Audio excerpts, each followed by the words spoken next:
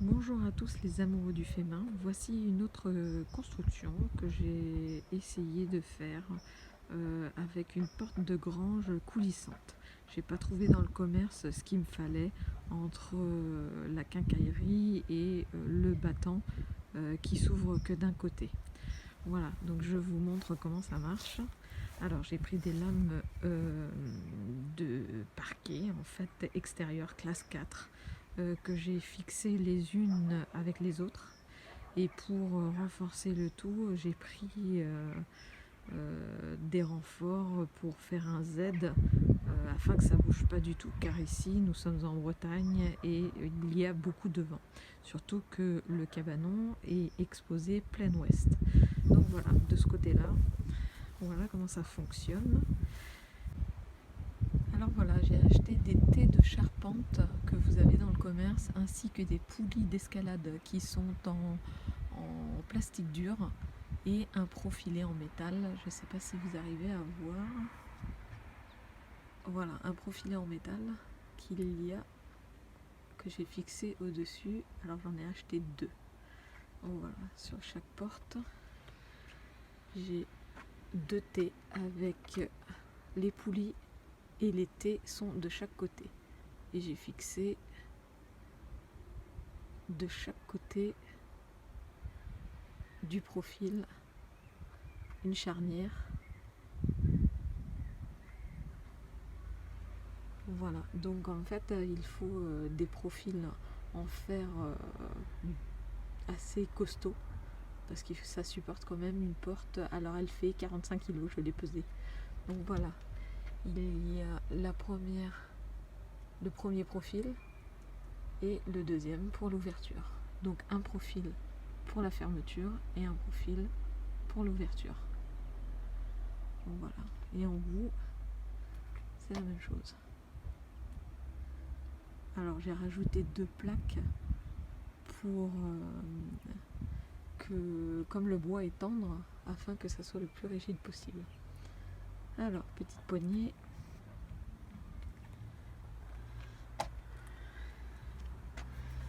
Ouverture de la porte.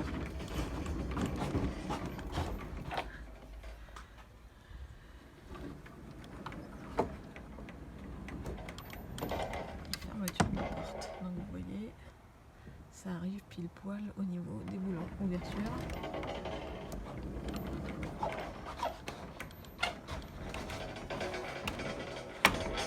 Voilà, c'est un butoir. Alors voici un essai d'ouverture de la porte. Donc c'est à la jointure ici que le butoir va se faire. Ouverture.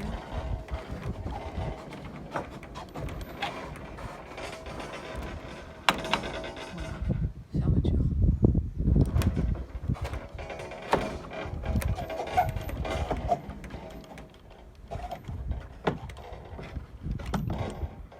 Fermeture porte. Ouverture. Et je vous montre à l'intérieur comment c'est fichu. Voilà. Donc il y a exactement le même système de plaques à l'intérieur. Et j'ai fixé l'ensemble des lattes une à une. Donc voilà, toutes les lattes sont fixées une à une, afin qu'entre l'été et l'hiver, la dilatation ne soit pas trop forte, parce que mon cabanon il ramasse un peu.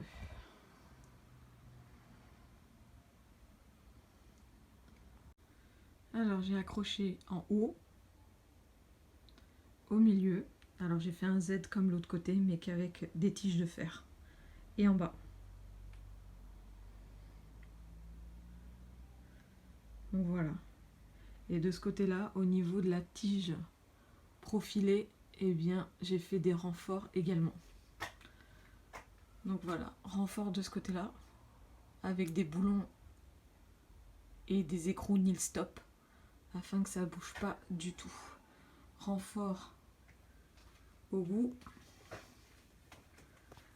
Alors, je ne sais pas si vous arrivez à voir.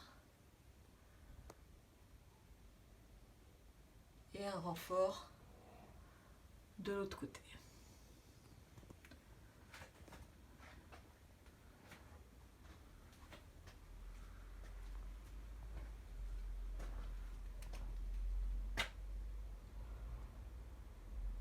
Et voilà une porte de grange à moindre coût. Alors voilà en image ce que j'ai eu besoin pour effectuer la porte de grange. Des lames autoclaves que vous voyez tout en haut qui sont adaptées à l'extérieur et aux intempéries. Des petites poulies, donc moi j'en ai eu besoin de 1, 2, 3, 4 en téflon. 2 rails d'acier pour justement faire l'ouverture d'un T qui se trouve dans les rayons charpente pour justement mettre les poulies avec un axe au milieu que j'ai percé.